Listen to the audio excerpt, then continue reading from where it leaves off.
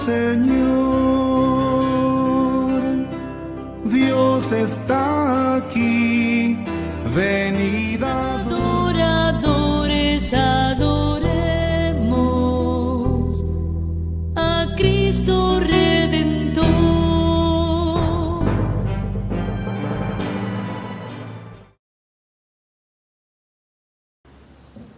Alabado sea el Santísimo Sacramento del altar. Estamos en esta tarde en el que estamos celebrando esta solemnidad del Sagrado Corazón de Jesús, una gran solemnidad que celebra toda la Iglesia y que yo quiero aprovechar también esta ocasión de la solemnidad de hoy, donde nosotros salimos después de haber no concluido, porque dicen que no hemos concluido, este periodo de pandemia que hemos vivido, que nos ha hecho perdernos los misterios fundamentales de la fe cristiana. Nos hemos perdido el triduo pascual, nos hemos perdido la procesión del Santísimo Cuerpo y Sangre de Cristo por las calles de nuestras ciudades, de nuestros pueblos. Pero yo espero que a pesar de que nos hayamos perdido todo esto en este tiempo, lo que no hayamos perdido sea la fe. Porque corremos el riesgo de que con la pandemia se nos vaya la fe. Y yo quiero aprovechar esta oportunidad que nos concede esta fiesta litúrgica justo cuando nosotros estamos ya para salir pasado mañana. Mañana será el último día del estado de alarma, día del Inmaculado Corazón de María. Digo yo que el Señor también habla a través de los signos y de los tiempos, ¿no?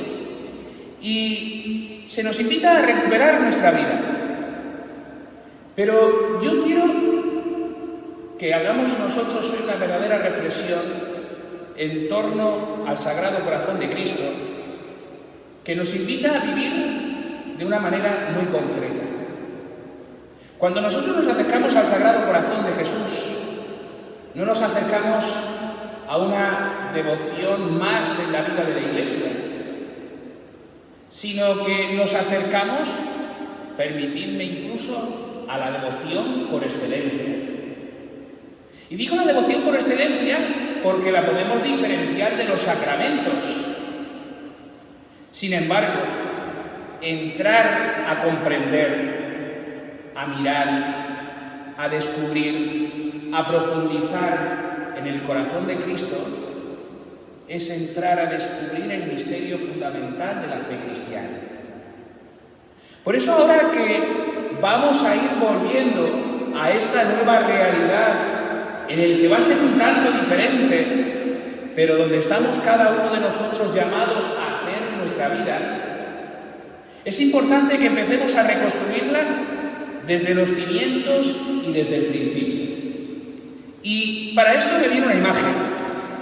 Cuando el pueblo de Israel, que ha estado deportado en Babilonia, vuelve de nuevo hasta su tierra, aquella tierra que el Señor le había prometido que le daría en heredad, una tierra que había sido devastada, donde se habían destruido los signos de la pertenencia, de la identidad de un pueblo, del pueblo de Dios. ¿Cuál era el signo por excelencia? El signo por excelencia era el templo que Salomón había edificado para dar gloria a Dios, para mostrar que realmente aquel pueblo era el pueblo de Dios. ¿Qué había sucedido con aquel pueblo? Olvidándose de los preceptos del Señor, se había dado a sus propios caprichos y apetencias, olvidando que aquel pueblo era lo que era, porque era el pueblo de la alianza, el pueblo del Señor.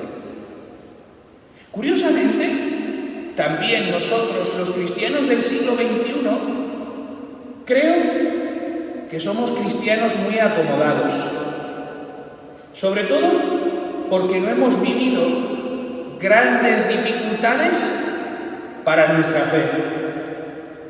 Y como no hemos vivido grandes dificultades para nuestra fe, nos hemos acomodado pensando que la fe cristiana no supone más que un adorno bonito para complementar determinados actos en medio de nuestra vida. Un adorno para los niños, para la primera comunión. Pero ¿cuántos niños o cuántas familias se acercan a recibir ese sacramento con fe?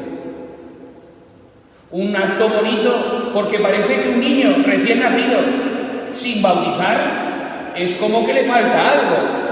Y aunque ya existen los bautismos civiles, que eso y nada, todo es lo mismo, pero falta vida. Sin embargo, en las bodas creo que estamos de enhorabuena, no porque hayan más, sino porque a fin de cuentas, como lo único que se buscaba era la estética en los últimos tiempos, es más bonito celebrarlo en la orilla de la playa o en un jardín donde la iglesia no está, que en un templo. Porque para el que se casa, el compromiso es el mismo en el jardín que aquí, que en el salón de plenos del ayuntamiento. Es decir, ninguno.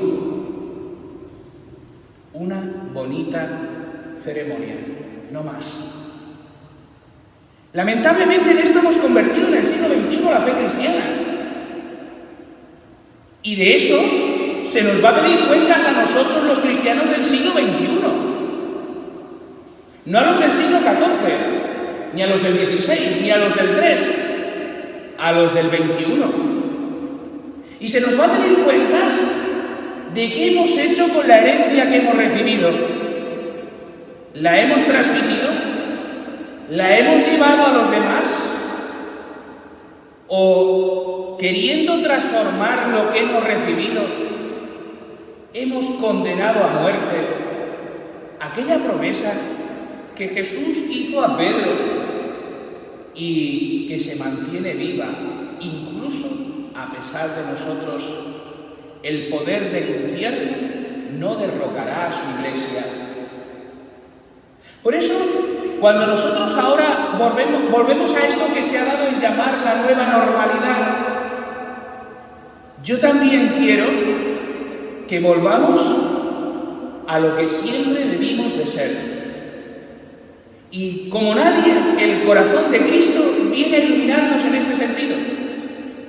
Porque si aquel pueblo que había estado en el destierro se había dado cuenta de la amargura que había supuesto el haberse olvidado del Señor, también nosotros espero que podamos descubrir la amargura de vivir una fe que nos salva porque la hemos vaciado de contenido para convertirla, como antes decía, en un bonito adorno que complementa muy bien determinadas circunstancias de nuestra vida. Aquel pueblo que vuelve fruto de un pagano, Ciro, se siente que hay una realidad por la que deben de comenzar a reconstruir su pueblo, Israel, y es entregarse todos a la reconstrucción del templo.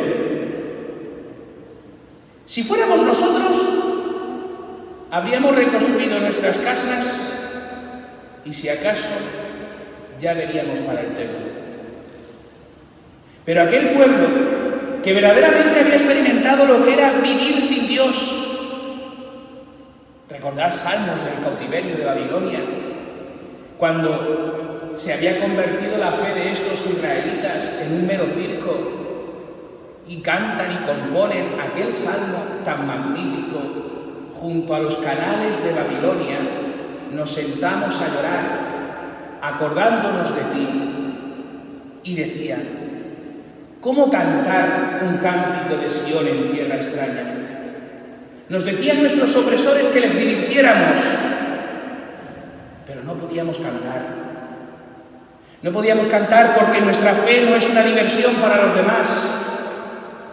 Nuestra fe lo que hace es colmar de sentido la existencia de lo que soy. Pero si la fe se me ha convertido en un divertimento, entonces no sala, no da vida, no tiene vigor, no tiene fortaleza. Pero si la fe es el centro de mi existencia, la que colma de sabor todo lo que yo soy, la que hace posible nuevas todas las cosas, realmente esa fe transforma el mundo. Y el cristiano de hoy, como el de ayer, ha sido llamado siempre a transformar el mundo en el que vive.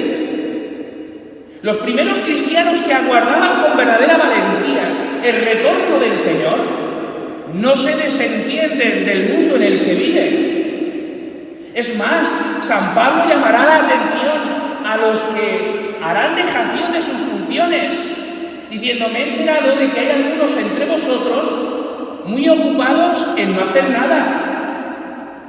Fíjate qué diría San Pablo en el siglo XXI en la generación Nini. Fíjate, nosotros también en cuanto a la fe, muchas veces parecemos Nini. Y esto estamos llamados a cambiarlo ya.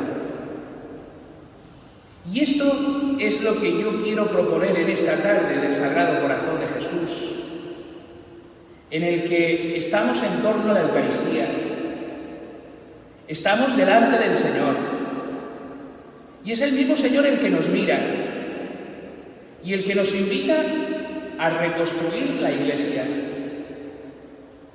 Como aquella emoción que experimentó del Espíritu San Francisco de Asís y que tantas veces ha aludido también nuestro Papa Francisco, es necesario reconstruir la Iglesia. Pero reconstruir la Iglesia significa poner el centro en su lugar, no en otro sitio. Y una parroquia, un movimiento, una diócesis, en definitiva, una comunidad creyente que pretende renovarse, no puede hacerlo al margen de la centralidad de Cristo. De Cristo en la Eucaristía, del corazón de Cristo que está en la Eucaristía. Y por eso yo quiero hacer una propuesta. La propuesta que yo quiero hacer es recuperar aquello que recibió como revelación particular Santa Margarita María de Alacoque allá por el siglo XVII. ¿Qué revelación tuvo Santa Margarita María de Alacoque? Evidentemente del corazón de Cristo. Pero el Señor le hizo una promesa que consistía en propagar la devoción al Sagrado Corazón de Jesús. Y esto era algo que tenía que hacer ella, que tenemos que hacer nosotros. Una tarea se nos encomienda. ¿Y cómo propagaríamos esa devoción al Sagrado Corazón de Jesús? Con la realización de los 9 primeros viernes de mes, digamos como un novenario, pero un día por cada mes. Ese novenario al Sagrado Corazón de Jesús tendría un propósito: descubrir la centralidad de la fe cristiana. Es el corazón de Cristo. En ese siglo XVII prácticamente se ha abandonado la práctica de la comunión. De hecho, ya sabéis que uno de los mandamientos de la Santa Madre Iglesia nos dice comulgar al menos una vez al año y por Pascua florida. ¿Cómo tendría que estar la cosa para que la Iglesia nos hable de la obligación de tener que comulgar? Esta generación del siglo XXI no es tan distinta de la del siglo XVII en ese sentido. Cuando nosotros vamos a estos adornos que he dicho antes, ¿cuántos comulgan? Hay un doble pendulazo en la vida de la Iglesia. Cuando se trata de adornos, puedes tener la Iglesia llena. Entierros, comuniones, bautizos, bodas, llena. Llega el momento de la comunión y comulgan 3. Ahora al revés, el otro pendulazo. Estamos los de todos los días. Comulgar, todos. Confesar, ninguno. Hay algo que no anda bien. Porque ¿Yo soy la Inmaculada Concepción? Dice San Juan, todo el que dice que no ha cometido pecado, miente, y ningún mentiroso es portador de vida eterna. No lo digo yo, sino San Juan en su primera carta. Podéis ir a buscarlo, ¿eh? Fíjate, este doble pendulazo que vivimos en la vida de la Iglesia. Decía uno que no tiene nada que ver con la fe cristiana, básicamente porque no conoció a Cristo, porque llegó antes que él. Platón, filósofo, nos dice que hay una virtud que articula las demás, la prudencia. Si nosotros esto nos lo llevamos a lo que acabo de decir, ¿dónde se encuentra la prudencia en ese doble sentido? Entre los de todos los días y entre los ocasionales. Parece que nos gustan los extremos, al tiempo que nos quejamos siempre de todos los extremos. Santa Margarita María de Alacoque recibió una promesa del Señor, y es que aquellos que propagaran su devoción al corazón de Cristo, aquellos que realizaran los 9 primeros viernes de mes comulgando, confesando, viviendo la práctica de la centralidad de Cristo, conocerían realmente la salvación. Y yo os invito a hacer también esos primeros 9 viernes de cada mes, que en esta parroquia, Dios mediante, comenzaremos el primer viernes del mes de septiembre, para que todo aquel que quiera pueda realizarlo. Y en la festividad del Sagrado Corazón de 2021, poder realizar la consagración individual al corazón de Cristo y la consagración de la parroquia al corazón de Cristo. Donde no se trate como una guinda del pastel, ya tenemos muchos adornos, sino que sea una consagración en la que uno está dispuesto a darle algo a Cristo. Ya no soy yo quien vive, sino que es Cristo quien vive en mí. ¿Tú estarás dispuesto a esto que dice San Pablo? Para esto, os digo una cosa. Llevo como un cuarto de hora o 20 minutos hablando y no es nada de lo que yo me había preparado para hablar.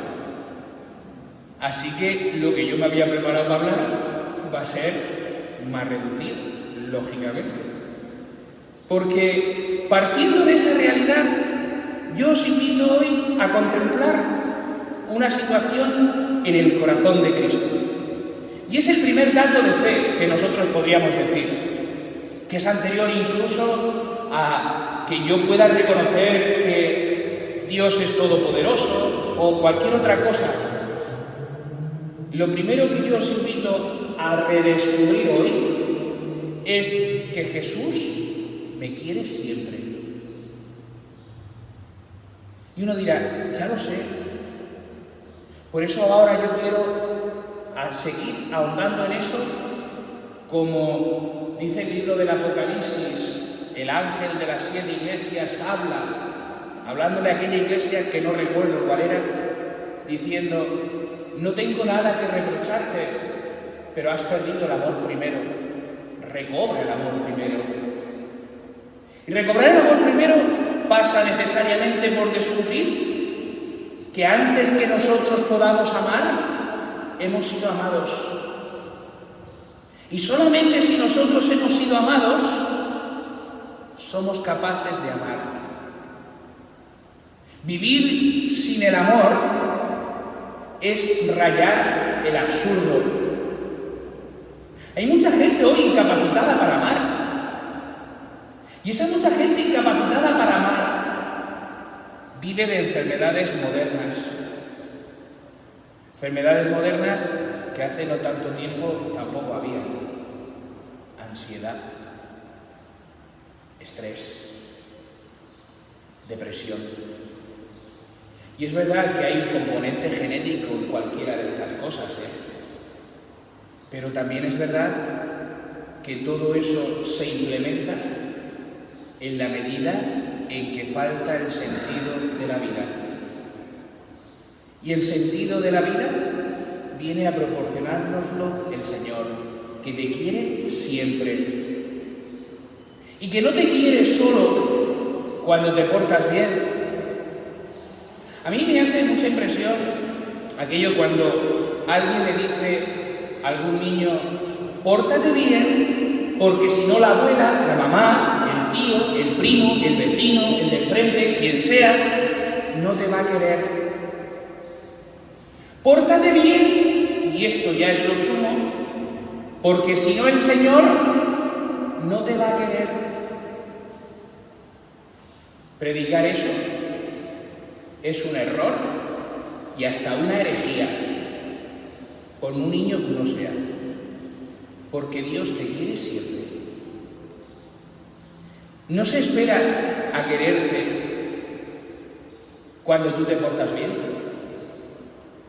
cuando das una buena medida. San Pablo también nos lo recuerda, Dice: siendo nosotros todavía pecadores, hubo uno que dio la vida por nosotros.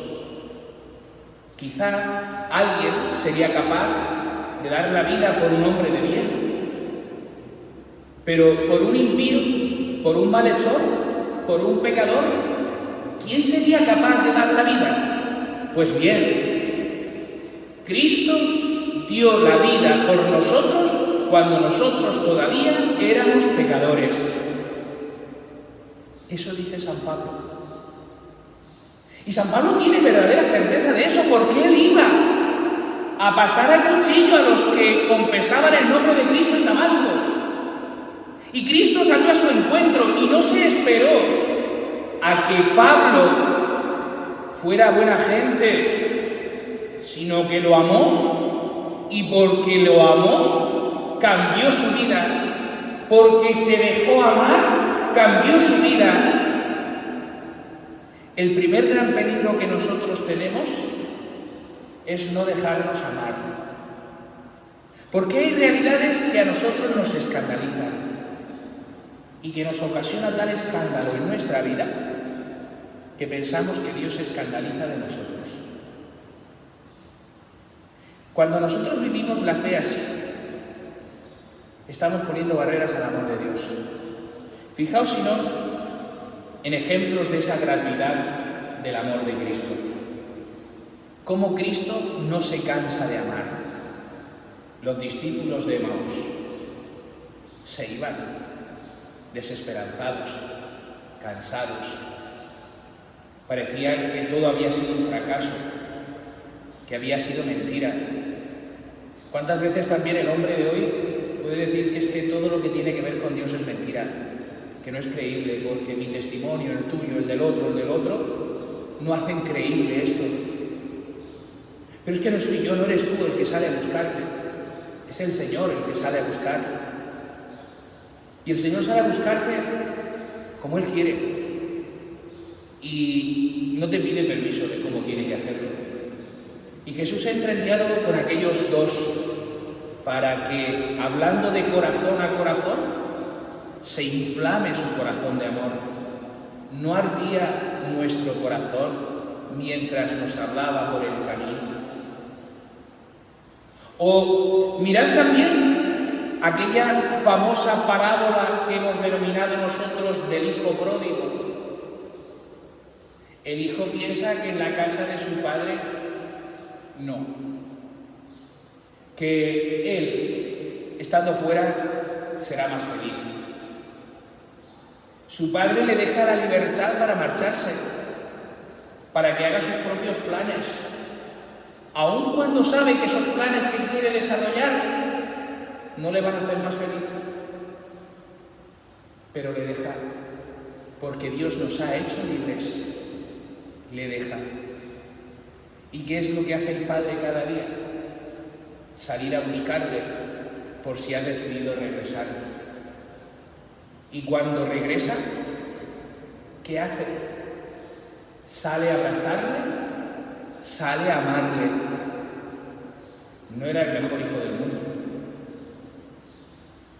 sí era el que se había ido, pero con el otro sale también a buscarle cuando pone las barreras para no entrar. Sale a buscarle, a amarle.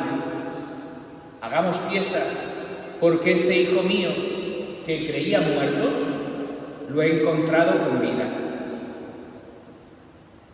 Pensad también en aquella mujer samaritana que aparentemente era feliz, pero que vivía la insatisfacción en su corazón.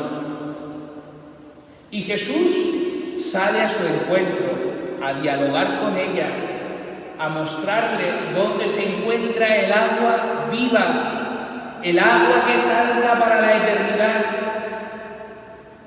Y aquella mujer lo descubre no sin dolor, porque lo que había pasado de puntillas como si no, ahora lo pone en primer plano diciendo: es verdad, soy una desgraciada, dices bien, no tengo marido.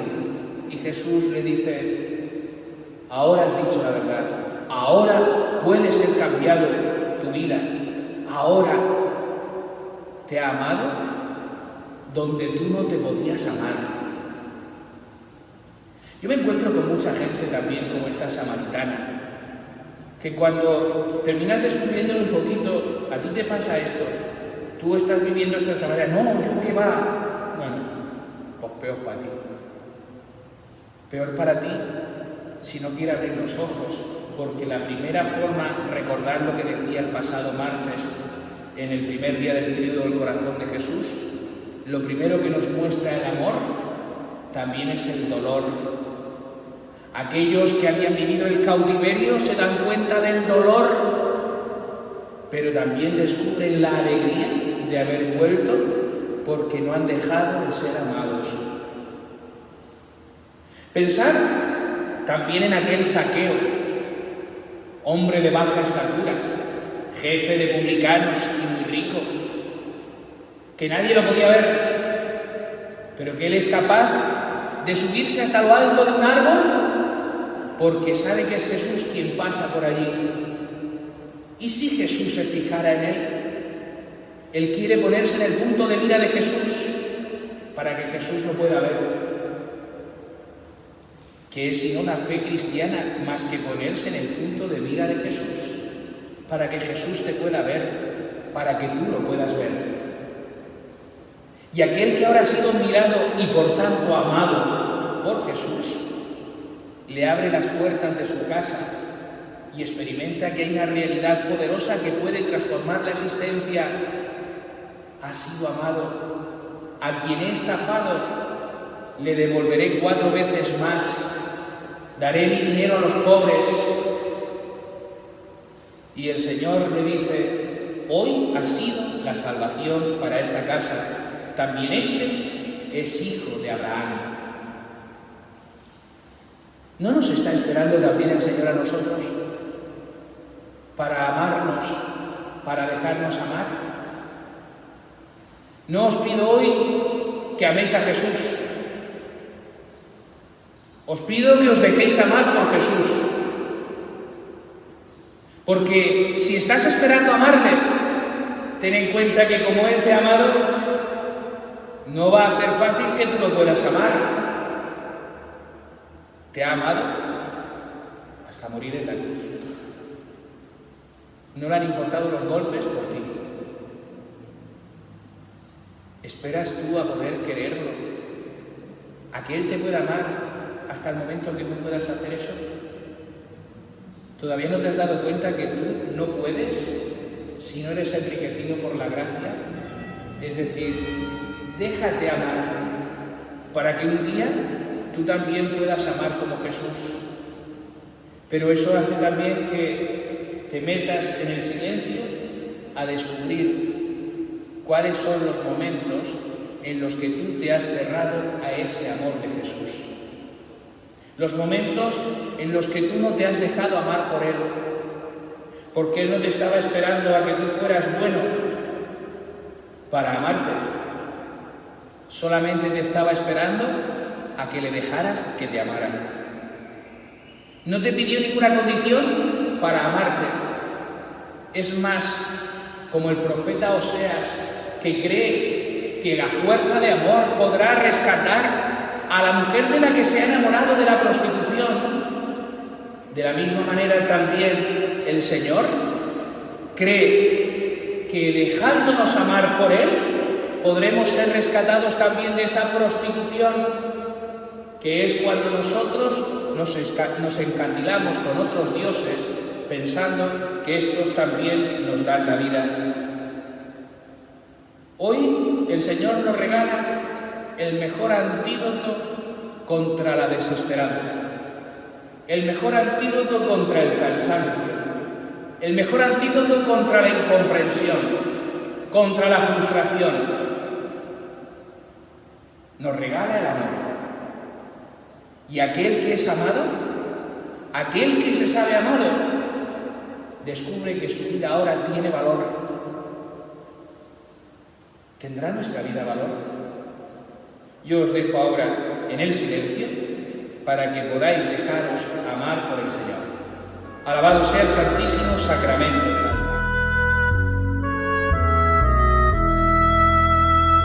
Cantemos al amor de los amores, cantemos al Señor. Dios está aquí, venid a adoradores, adoradores.